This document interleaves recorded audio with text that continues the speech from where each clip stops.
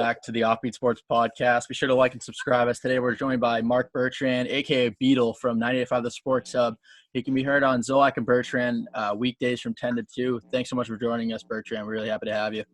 What's up, guys? Happy to be here. How's quarantine going for you? Obviously, you're on the air every day, but... Yeah, I mean, that's really convenient because, like, getting out of bed and then walking into my walk-in closet to do the show is pretty easy to do.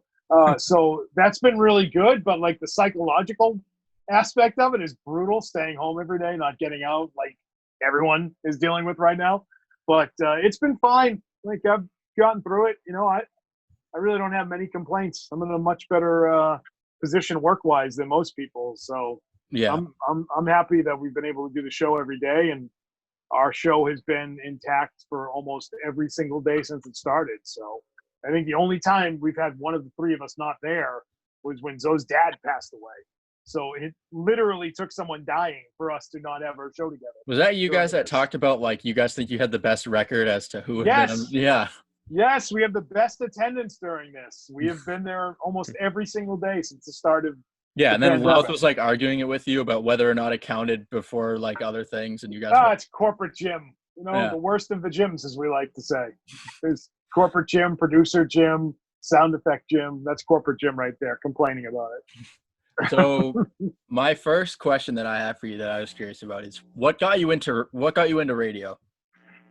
So I took an interest in media when I was in high school, and it was not radio. We didn't have a radio station, but we did have a newspaper that did exist, and then it didn't exist. So I brought it back, and it was more writing than it was anything else.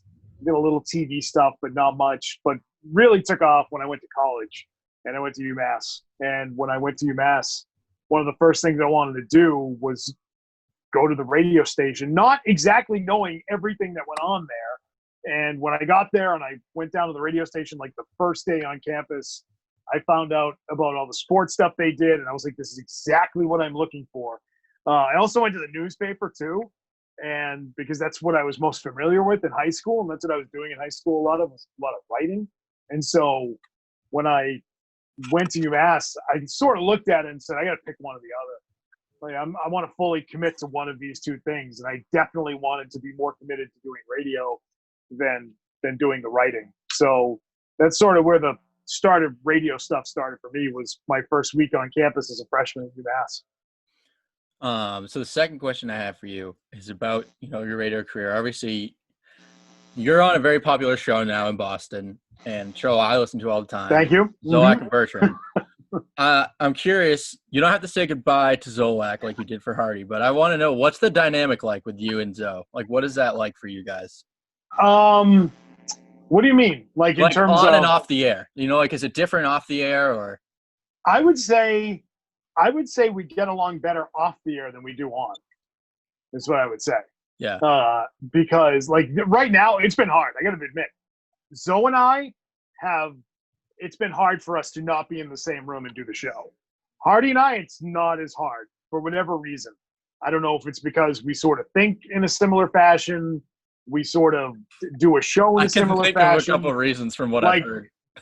I mean, we're sort of like similar people, which is why it maybe helps. So, like, when you're thinking about how you want to do something, plenty of times Hardy will, type of person who could finish a sentence, I could finish his sentence type of deal.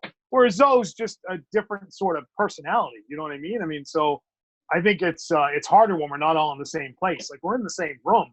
I think things are great. Like, we sort of, bounce things off each other, and it's way easier to do the show.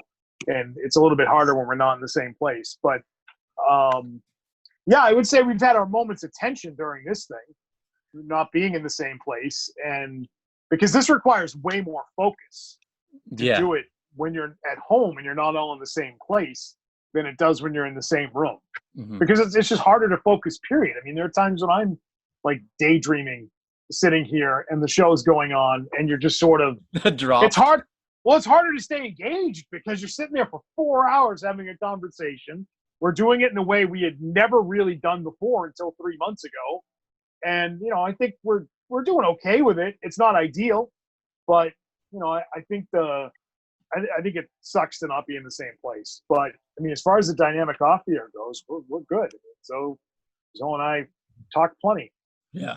He called me last night I'll tell you right now. Let's see. We FaceTimed last night at 9:48 p.m. last night. And that's not an unusual Saturday night. So last night it just happened to be at 9:30 or 9:45, and I'm happy it wasn't at midnight as it has been many other times. So yeah, no, things are good. We're good. So another, like, a kind of a follow-up to that. Yeah. I don't really know how it goes with the structure of a radio show when you start it, but how did Zolak and Bertrand come to be, like, you guys being together on the show? Like, how does that work? Like, how do they put you two together? You know what I mean? So, I mean, the easiest answer is someone got let go and they needed someone to replace him. Oh, okay. And I didn't know how that works. If it was like you guys like talked and you're like, oh, like the chemistry works on the air. Okay, so let's see. I don't know if you know the history of the show, but so Zoe and I started 2015. I think it was February 2015. So 15? Yeah, that makes sense. It was right after Super Bowl 49. So before that, it was Gresh and Zoe for 4 or 5 years. And before that, it was Tangway and Zoe. So Zoe's been in the midday time slot since the start of the station. He's been there, as has Hardy. Mm-hmm. And I was on with Felger Maz, obviously, from the start of the station until the start of 2015 when, they made a change in that spot and I got promoted. So I didn't have any Zoe and I were already coworkers and we got along really well already. So there were no issues between us. So I think that was just sort of how it was decided. I mean, it wasn't like we got together and said, let's do a show together. Yeah, I just didn't know how it worked because I was a lot younger when that time was around. I started listening a lot more like the last year or two tonight, and I was so already used to you guys. Yeah. So I was like, I wonder how the dynamic comes with those two. But I love that. Number one, that's good. It's always great to have new listeners, so I love hearing that. But so it was, I was with Felger Maz, and then I got a promotion. So you did what Jim Murray did. You were like the headlines guy. Okay. Yes. So I was one of the original Sports Hub employees, day one, back in 2009, and I was the headlines guy on Felger Maz. And I think that is wild that you don't even know about that. That's great. Love that. New, fresh blood, Sports Hub listeners. I love that. I did that I was on that show for 5.5 years. And really? I literally had no idea. Yeah. I was on Felger Maz for 5.5 years. You missed some epic battles, man. You missed epic battles on that show when I was on there. And then I'll have to go back and find them. Yeah. God, I wonder. We've changed companies, so I don't even know if they exist on the internet. But yeah, I did that for 5.5 years, and now I've been with Zoe for 5.5 years. So that was sort of how that happened. Did you have a favorite memory on the radio? It doesn't have to be with Zoe, just at any point in your career. Yeah, I would say, favorite Sports Hub memory, without a doubt, is the day that John Henry bust into the studios. And when I say that, I mean, it almost literally was him kicking the door in. So that happened in 2011. Was that the Felger thing? Was that the promo that they play when he's like, I'm just trying to help your ratings? And he goes, no, I don't need it. Oh, yeah. Is that? Oh, no. That's from that interview. So I don't know how, again, this is a number of years ago. So you guys probably you don't have any recollection of this. But it was, I'm trying to remember what year that was. I'm going to tell you right now when that happened. 2011. It was. I had it right. October of 2011. It was right after the season had ended. 2011 was Chicken and Beer, Red Sox disaster. Terry Francona is on the way out, and he gets let go. Mutual parting of the ways, whatever. And Bob Holler in the Globe had a story about Terry Francona having a cell phone in the dugout, and Terry Francona having an issue with some sort of pain pills. And there was all this sort of personal stuff that was in the story. And so Felger Maz went after the Globe and went after Henry hard and the Red Sox ownership group hard. And Maz said, if you're going to get into a guy's personal life, why don't we get into your personal life, John? And this is just on the radio, like speaking not directly to him, but, how many marriages have you had? And let's talk, if you want to get dirty like that and get into a guy's personal life, why don't we just air it all out? And it was just sort of like a quick, sort of bleep you comment for what they had we perceived they had leaked on Terry Francona. And probably 25, 30 minutes go by. And the updates are a little different. Now when you hear an update, when you hear Murray or you hear Hardy or whoever, they're at the start. They're right after the segment ends. Then you get to the update. Back then, they didn't go like that. It was actually the commercials, then the update, then into the segment. Oh, so really? It used to be sort of reversed. And I'll never forget, we were in a temporary studio. We're in a little tiny studio because they were remodeling our main studio to make it a TV studio, too, for when Felger and Maz started the simulcast. It wasn't even on TV yet. It was 2011. And my assistant program director, who is now our program director, walks in and says, "Hey, guys, John Henry's here." And his personality, our APD, he's like sort of dry, like gets a dry wit. So like he could drop a joke on you and be completely full of crap. And you're like, ha ha, funny. And then he just smiles and walks away. And he goes, "Guys, John Henry's here." And I'm like, yeah, right. That's funny. And everyone just sort of chuckles. And I put the microphone on and I did the update. And I remember looking up, I'm reading the update. And I remember seeing through the window of the studio this commotion in the hallway. And I'm like, oh my God. I'm thinking in my mind, this is all just in my mind as I continue to do the update. I'm like, is something going on? Is he really? Oh my God, he wasn't kidding. John Henry is really here. And the update ends. Our assistant program director walks back through the door and said, "Guys, you want him to come in right now?" And right behind him was the owner of the Boston Red Sox, John Henry, who walked in the studio. And his reason for being there, "John, to what do we owe this pleasure?" Felger stumbled. He was in shock that he was actually sitting in the studio. And he said, "I'm here because you're misleading the public." That was his line. And so he proceeded to sit down and do an interview, commercial free, I might add. I don't think we ran a commercial for like 50 minutes or something stupid. They sat down and he was in there for an hour and a half with them, hashing all of it out. Everything that was going on with the Red Sox and any question anyone may have had about the Red Sox, he sat down and he was pissed, which is why he showed up.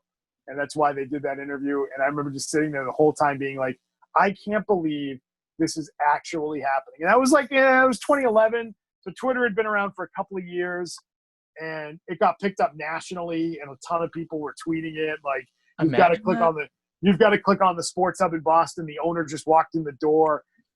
Became like a national sports story for a day. It was awesome.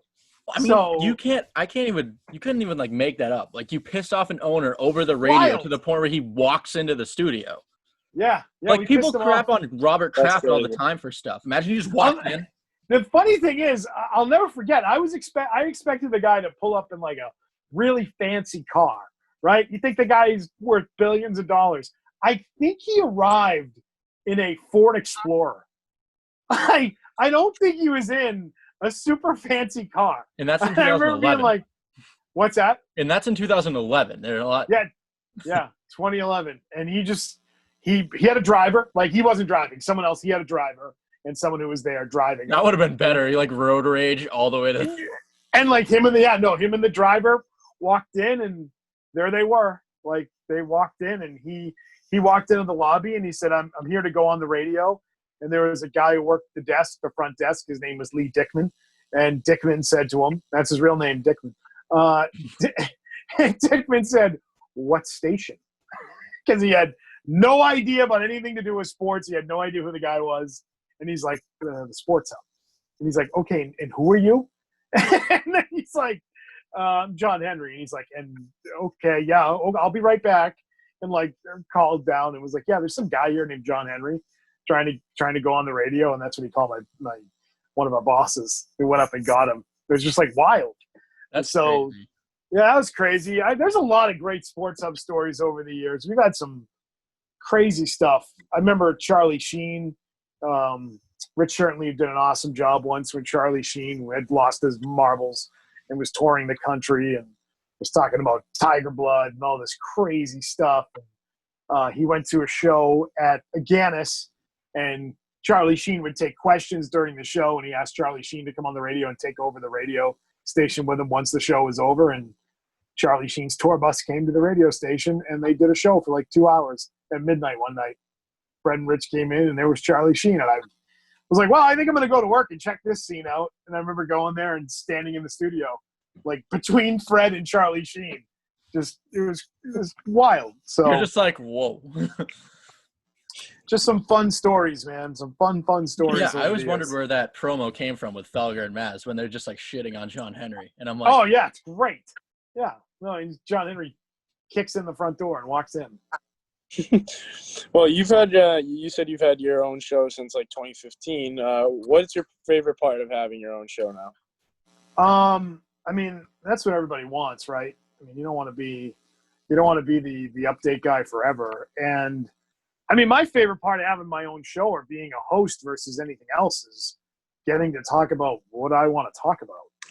I mean, it's simple as that. It sounds stupid, but it's just the truth. I mean, having your show and getting a chance to just get on the topics that you feel are, you know, the most important, and that's sort of the balance, figuring out what people are talking about is sort of what we have to do.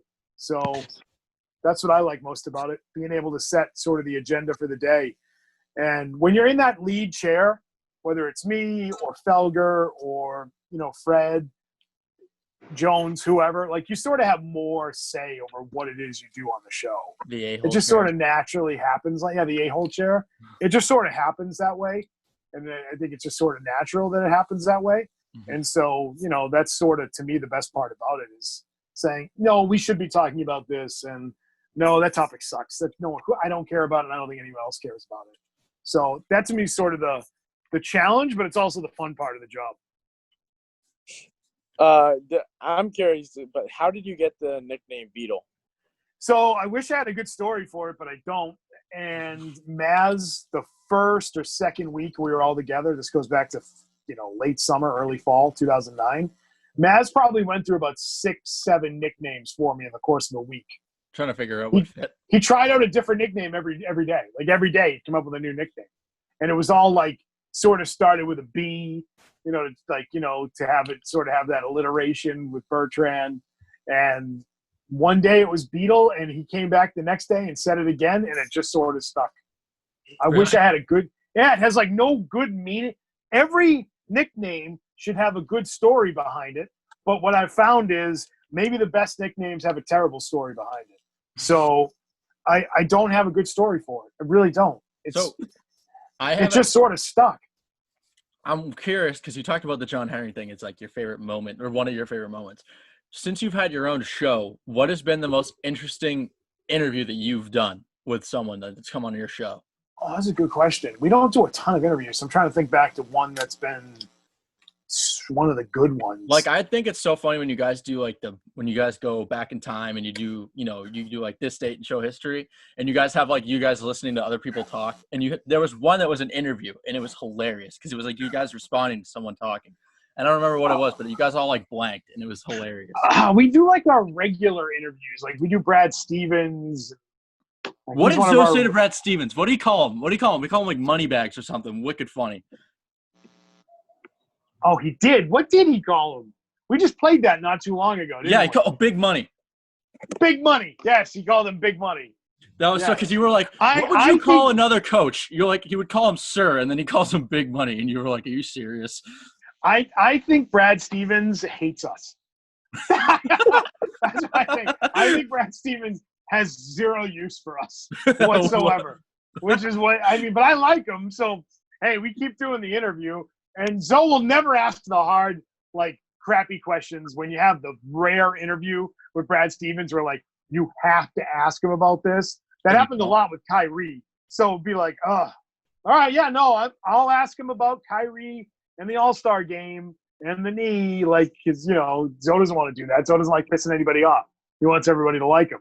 So I think he can't stand me because I'm always the prick who's got to ask the questions and he knows he has to get asked, but he doesn't like. And Zoe's just the guy who our favorite one ever was, it was probably like 3 years ago where we had Brad Stevens on and Brad's like, hey guys, what's going on? And Zoe goes, nothing, just getting ready for the AFC Championship game. And we're like, dude, what are you doing? And Stevens was just like, oh, all right. Like, don't tell the coach of the Celtics that you don't give a crap about what's going on with them right now. Like, you care about the AFC title game. Like, don't do that. It's one of our favorite ones. But best interview. I don't know. You know, my favorite interviews ever were on Felger and Mass. Yeah. More so than this show. Yeah. What's weird is they don't even do a lot. They don't do as many interviews anymore on Felger and Mass. They're all out on the morning show. Yeah, it's probably true. Probably because they've burned enough bridges that people are like, oh, forget it. I'm not dealing with you. But I'll tell you who still goes on their show plenty, and that is Wick. Wick goes on. He was on last week. Yeah, he goes on their show. I don't think he goes on anybody else's. Yeah. I don't think he goes on any other shows. Maybe he does. I don't know. But I feel like the show that he goes on is Felger Mass. We had him on one summer. It was the summer that Doc Rivers left. And, you know, I had a feeling that Doc Rivers was not coming back. And the team was saying, like, no, he's coming back. And we got Wick on, and I was like, Wick, have you heard it directly from Doc that he is coming back? Have you? And he's like, well, he's coming back. I said, no. Have you heard it from him? Has he told you? And he was like, no. And I was like, okay, thank you. That's all I wanted to know. And so I would say he's the best, like, owner interview. I would say maybe, you know, since Felger Maz, my favorite interview, more of a project, not on the show, but we did a podcast, not in 2019, but 2018 football season, so almost 2 years ago. 2 summers ago, I sat down with Robert and Jonathan Graff, and we did a very long interview, probably 2 hours long. May have been, I'd say in the ballpark of 2 hours we sat there, and we did a very lengthy interview to produce Kraftwerk, which was the series we ran in pregame before Patriots games, and then we produced it up as a podcast every week for, like, you know, download. You could, you know, 10, 15 minutes. It was basically a segment every week, full segment during pregame. And that to me was one of the best interviews because they sat there and they were telling me things that, first of all, there were parts of the interview that they said, we're going to go off the record for something. We're going to give you some great background on this, but you can't. This is between us. And so, you know, it wasn't a live interview, but I learned a ton. If you sit there for 2 hours talking to those two guys, there's a lot to sort of hear. And they gave us plenty of good stuff to use in the podcast too. So that's probably the favorite thing I've worked on recently, interview-wise. So we have some kind of the Celtics talk that's going on right now. Not really Celtics, but the NBA as a whole. The latest, everybody's favorite player in Boston, Kyrie, is kind of leading a sort of rebellion against the Don't get me started. Don't get me started. To go back to Orlando. And then you have Dwight Howard for, I don't know why nobody cares about him, agreeing with him about not wanting to go back. And then you have other guys arguing with that. What is your opinion on that, with Kyrie kind of leading the charge? All right, so there were 80 guys on that call the other night, which is like 20% of the league. Yeah. Right? That call that happened on Friday night, which is pretty important. Avery Bradley was another guy on that call, according to Shams, that was pretty vocal on that call. First of all, I didn't know Kyrie was the vice president of the Players wasn't it like him and Jalen? Jalen's up I there had no too. idea. I knew that Jaylen Brown was very much involved. I did not know that about Kyrie until about 2 days ago. So that was surprising. Here's what I would say about Kyrie. Some of his concerns you could say are legitimate, and he just, you know, as a player, you can fairly ask things about, okay, what are the accommodations? What's sort of the schedule? How do we eat? What is it? What are we going to be doing outside of the time we're playing? Those are like logistical, fair things to be asking about, in my mind. I think on that first call, which happened Wednesday or Thursday, he was asking a lot of these questions, and I think he was sort of sending up a trial balloon. You know, when he asked questions about a league sponsor and, you know, popular adult beverage that is in the league. Like, what do you – here's what I would say. What is it that you want to know most? What is the one issue that this is on? I know the other thing is the matters of everything that's going on in the world right now, and I get that. Those are real concerns. I just want to know what exactly is the number one concern.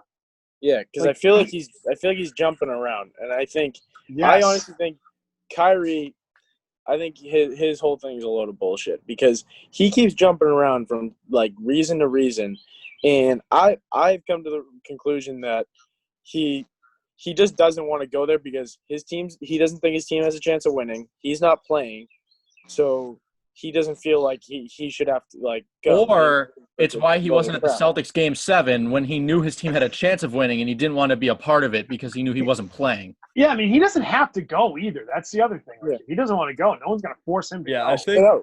I think Kyrie just wants a spotlight on him because he's not going to be playing. His team is going to probably get knocked out first round, and he just likes the spotlight on him. He's such an attention seeker, and I think it's ridiculous. And I loved how Austin Rivers put it. In Austin Rivers, he kind of just he rebutted the whole. I don't want to say like he kind of was saying that them playing actually kind of like helps their whole movement in a sense where like it shows the youth that like black men can go out and do something great even while being suppressed. And I think, and he said something like you can use that money to donate in your time to and he said that some players need the money, like they can't afford to like not have a season. And I think that was a great point, and I think that players really need to take that into consideration. Yeah, I think the point about having the platform is an important one. The players have been out there. We saw Jaylen Brown go to Atlanta. We saw Marcus Smart in Boston. We've seen other players across the country take part in some of the protests that have gone on. And they've been out there a little bit, and you see them, whether it be Instagram or on your local news, but they're going to be far more visible playing games right now. Nationally televised games where they can actually they can take a knee, they can do something. Yeah, I mean, there's going to be more ways for them to send a message or to get whatever message it is that they want to spread. They can probably do it better if the games are happening because they're going to be far more visible. They are their most visible when they're playing games. And I don't know what the media situation there is going to be. I've read a little bit about that. I think there was a report about the media, and it's you have to stay more confined if you want to be like Class A and you want to be up close with the players. But if you just want to be there for coverage, I think it's a little bit different, like the quarantine. But either way, I think you have to stay there the whole block of time. You can't leave. You do. Yeah, so my question is really about who's willing to do it and which outlets are sending people and which, and I'm sure every outlet will find someone willing to cover the NBA and its playoff run. So it's definitely interesting, but I think that they're going to have an opportunity there, not to say that their concerns aren't legitimate. And if Kyrie or any other players, and I read that about Avery Bradley being very, sort of outspoken on the matter. He feels very strongly about the fact that players are going to be playing a sport while there's far more serious things going on in the world that they don't want to serve as a distraction to. And I sort of get that, like players saying, "Oh, I don't want to take away. I don't want people to be able to be distracted by our games when they should be focused on, racial inequality." I mean, how could you possibly compare the two? You can't. Yeah. Racial inequality is a far more important issue than who's going to win the NBA Finals. But I think that both things can happen, and there can be, you could make a positive impact some way by playing as well. I do think that's possible, but Kyrie should narrow it down. Is it the social, the social injustice matters that are going on in the world, or is it about the accommodations? And by the way, I don't think any of it's illegit to bring up. Like I don't blame him, but with him and his past, and as you said, his ability to seek attention and is the world flat, or is your appreciation for the world just deeper than everyone else's? When he speaks, this is the thing that always drives me crazy about him. He speaks, and he's so focused on wanting to sound super smart about whatever it is that he just rambles. And by the end, you're like, "What did he just say? Was anyone paying attention? Like, did anyone catch what he just said?" Because he sort of lost me halfway through. And it's like, just be to the point. Just be to the point and tell us what the issues are. And I don't totally disregard whatever it is he's saying, because he is in a position of leadership in that union. He had to get elected to that post, I believe. And he had 80 guys on the call with him, some of which are names that you can attach to, are with him and stand with him. And I don't know. I look at Avery Bradley and say, that guy was never a troublemaker. That guy was never someone that is a teammate. I'm talking strictly as a basketball player. I don't ever remember him rankling teammates or being a distraction. He was always a pretty good, teammate and player and hard worker and easy to coach and all of those things. So if he's saying it, I do pay a little bit more attention to it. And I completely agree with you. Those are definitely legitimate reasons, but he's just so all over the place that it makes me feel like, But like in Dwight Howard, he was straight to the point. He had his statement, and he picked one. He said it was the racial inequality. Like, all right, that's a concern. That happens a lot. That's addressed. That happens a lot with like the league player bargaining. Kyrie's just so all over the place. It makes you want to be, or it's like with his history, you're like, what? Like, why is he so like? Why is he being like this? Like, it's kind of annoying hearing it from Kyrie. And by the way, a lot of people have brought up that these guys have made about 90% of their money for the year already, and which is true. I mean, they've all been paid out. They didn't have very many regular season games left, and they got a ton of their cash. But the other part is, yes, and because of that, the league is currently, for this season's purposes, maybe operating on a loss because they're about to make $900 million on their playoff run. And that was factored into the salaries that these guys have already been paid for the year. And no one's asking them for their money back, I don't think. No. They may not get – if they don't show up, they're not going to get paid for those final games. But I would think say – everyone's getting paid. Isn't even the teams that weren't invited, they're getting paid, I think. Yes, for the end of the season, yeah. But there's the question though: if you don't want to show, are they not going to get paid for guys that are still in it? They shouldn't. They shouldn't. If they don't want to be there when they get invited, they shouldn't. Yeah, and if they don't, they're only losing 10% of their pay to not show up and do it. Yeah, really, and so, but there's like a long-term implication there, and that is going to impact what you are getting paid next year and the year beyond, and that's going to have a huge impact on your salary cap in your league. So you don't want, as a league, you can say, hey, there's more important things, and I already got my 90%. Well, you're not going to quite get that kind of money over the next few years if all of a sudden the league is in a very different place financially. I mean, that's what they're talking about with baseball. Huge sum of money. That's what they're talking about with baseball. These guys about to go get, a lot of money in the offseason. Like, Mookie Betts, for example, he's not going to get close to what he wanted. But I wanted to circle back to what you were talking about with how they don't really circle a point. It's something that you see with a lot of the leagues like right now trying to figure out, their set, like what's going on. No one can pinpoint a reason as to why they don't want to come back, whether it's baseball, basketball, hockey. It's like, what are you even doing? Like all of them, like we think they're on the right track, but then you're like, well, hockey doesn't even have a plan. They're just skating right now. I mean, now we see Vegas as a potential hub city for the NHL. Thing is, like, for me, which I think is absurd, by the way. It seems absolutely insane to me. But yeah, go ahead. Sorry, I didn't mean to cut you off. No, it's fine. With all the leagues, we can all say, if you're going to give me a reason why you don't want to play, give me one reason. Give me a legitimate reason. Because then you hear, like, it's not just baseball at all or not just basketball. But it's like at the very beginning of this when Blake Snell, like that whole thing would happen, and everyone's like, well, is it safety or is it money? Which one is it? You're combining the two, which you can, because you could say, like, it's not worth the safety thing if the money's not there. Yeah, and all I kept hearing was it's the risk versus the reward with Blake Snell, right? Yeah, but it's pick one. And it's the same thing with the NBA. It's like, Kyrie, pick one, dude. My point of that was, if with Blake Snell, to single him out, if it were truly about safety, then you shouldn't want to put a price on that. If you truly believe that your life is going to be in danger, or your family's life, someone in your family with a condition, their life is going to be in danger if you bring it home to them, then you should not be willing to do it for X amount of dollars. And that was sort of, my point about that with Blake Snell. Is it about the safety or is it about the money? And if it's about the money, that's okay. Everyone likes money. And you say you're only going to do it if there's X amount of dollars. You can't combine the two, because if it's the risk that you're concerned of, then that's a risk that you die from, right? The risk is death. So if you're going to put a price on the possibility of death, I mean, I don't know. Like, to me, hey, buddy, why don't you stay home and wait for next season if that's what you're most concerned about? And by the way, I don't fault anybody for feeling that way. I don't fault an NBA player who says, you know what, I don't like it. I don't like the plan. I don't like the testing, and I think it's going to be dangerous. And me or my family or my wife or my mother or whoever, I don't want to. Then fine, stay home. That's okay. Like, no one should. It's exactly what you're saying.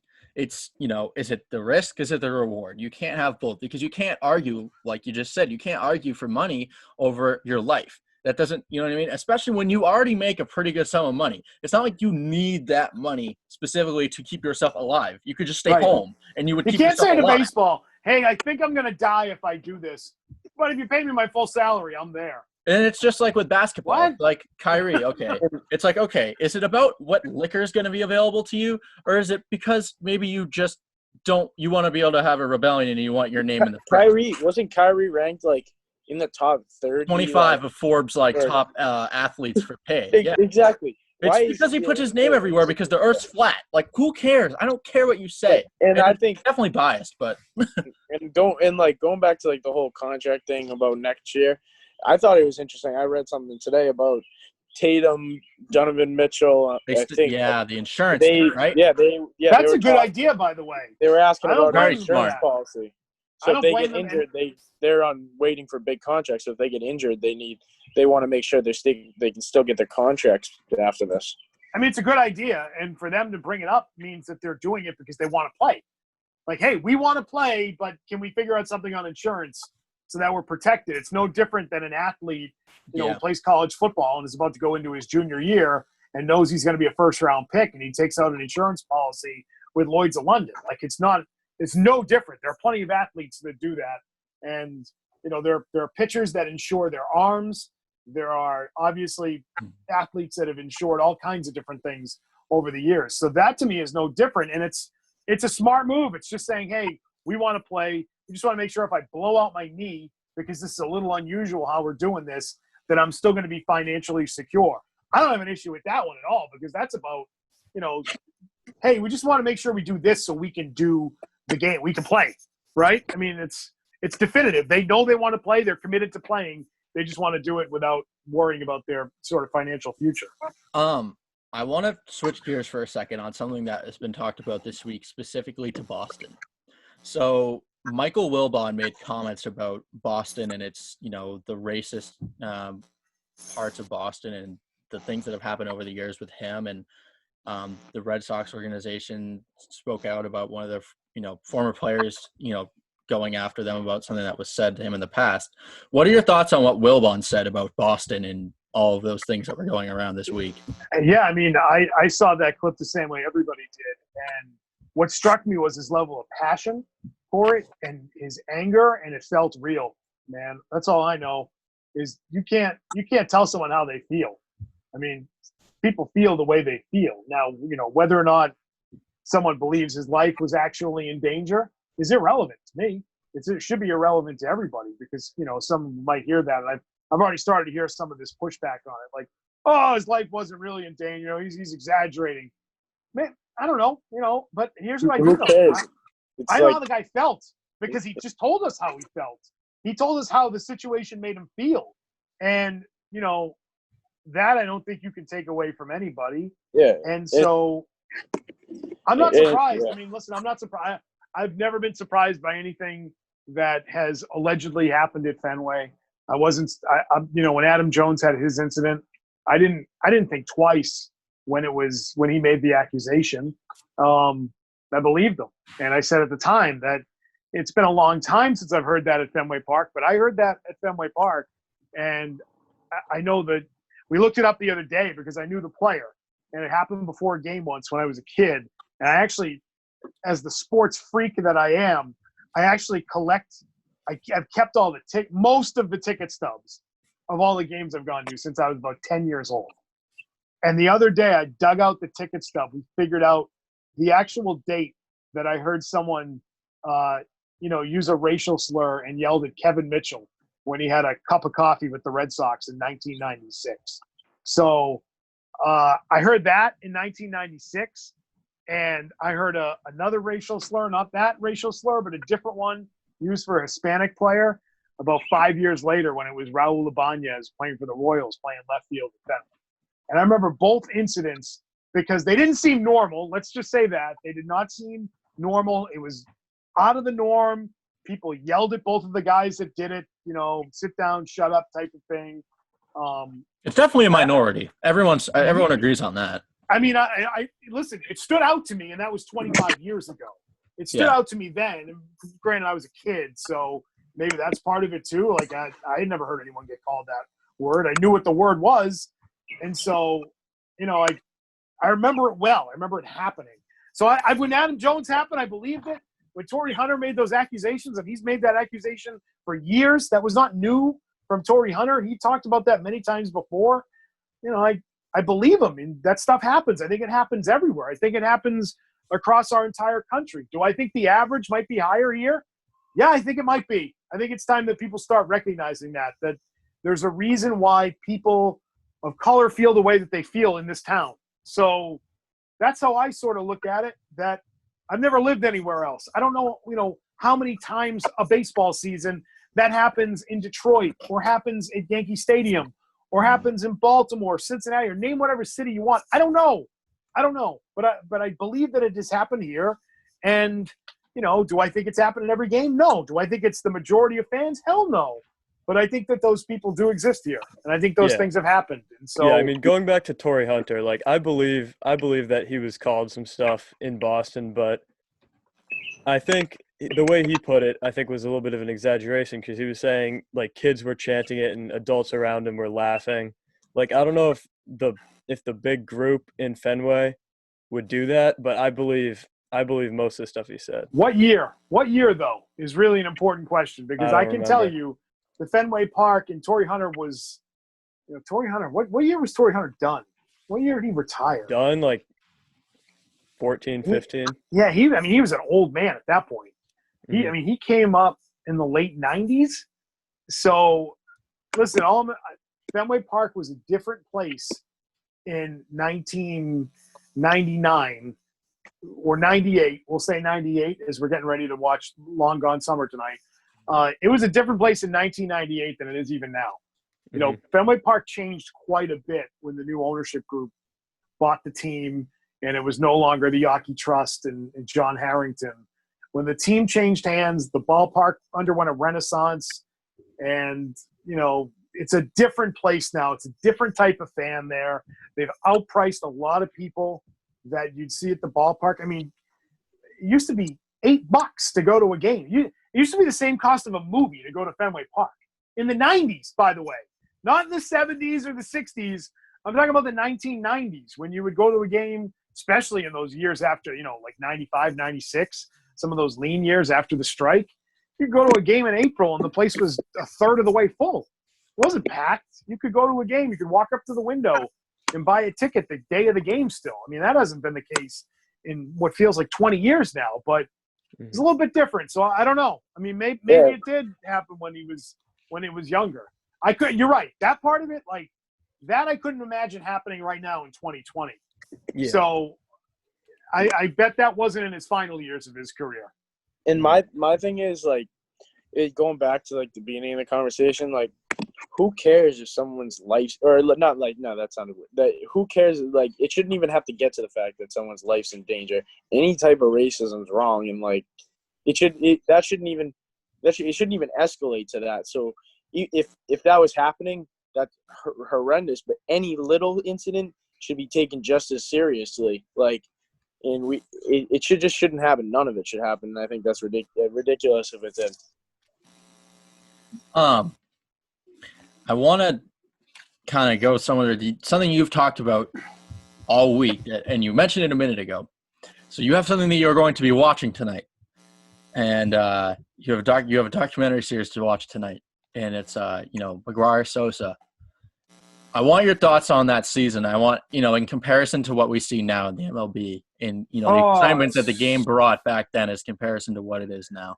It's so different. I mean, first of all, I love baseball and I still watch baseball. And so let me just phrase. Because I wasn't alive.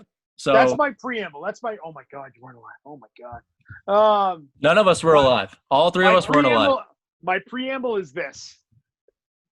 I love baseball and I still love baseball and I still watch a lot of baseball. The game is a dead-ass game now compared to what it was then. I mean, granted, everybody was juiced. Everybody was juiced.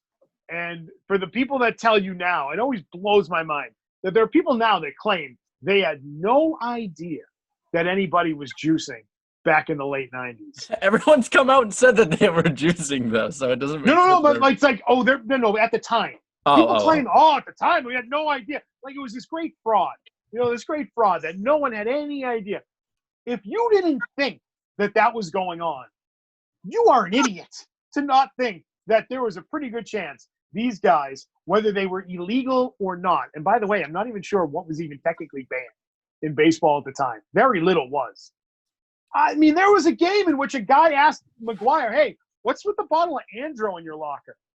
And he said, it's legal.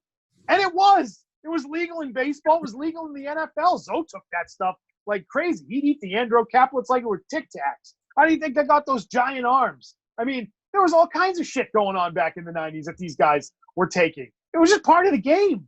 And at Fenway Park, they were chanting steroids to Canseco like as early as 1990, I think. Like, people knew. People had an idea, but we didn't want to know. We didn't want to know the dirty details about it. It was sort of, we just wanted to enjoy it. Let's just enjoy this because it's friggin' incredible.